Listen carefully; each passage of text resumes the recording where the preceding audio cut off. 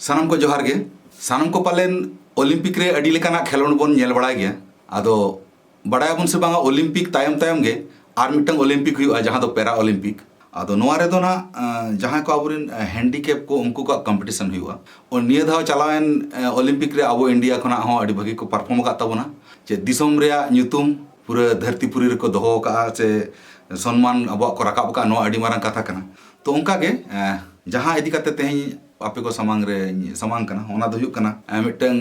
सगुन खबर से रस्कर ना खबर अबो तला रे मिद बोयहा जहां दो रमेश हेमब्रम ओड़ा दो ताय दो 24 परगना रे भलका अतु रे नोए रिसेंट के ड्रैगन बोट कंपटीशन रे ऑल इंडिया रे नेशनल चैंपियन को बनाव कना अकोआ दल जितकर कना पुइलु बडाय ते जिनिस अडी होड़ के बन कन्फ्यूजन कना ड्रैगन बोट दो चेत कना टीवी करे बन नेल बड़ा का गया पालेन एकदम नानहा जोगा बोर्ड जहां रे अडिगान होड़ मित को चलुया आदो नोआ कंपटीशन तला तेगे ना जितकर तायम ना नितो उनको थाईलैंड चला ना मिटंग अपॉर्चुनिटी को ᱧᱟᱢका और ओना रे डेट तो हुयुक कना 4/8/2023 हिलो चला ना डेट ठौका कना आदो नितो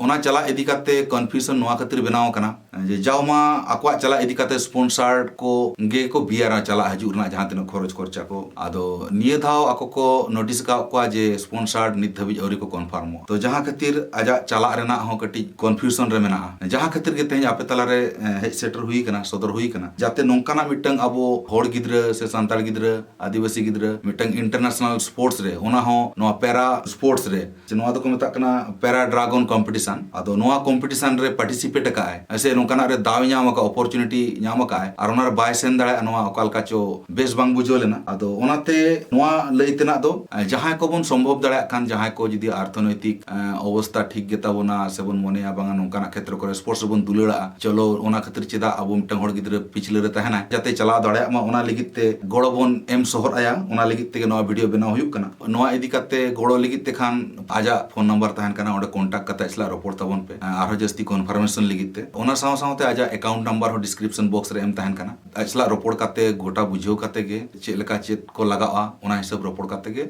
जहां लका बन दाड़ा गोड़ो सपोर्ट बन एम लेका नापायवा और उनका दो नासने बड़ा चुका बन अकवा चला रे पालेन 95,000 लेका चला हजू ताहेन जतो कोते इनकना खरचो लेका आय उमन कना से को लई का को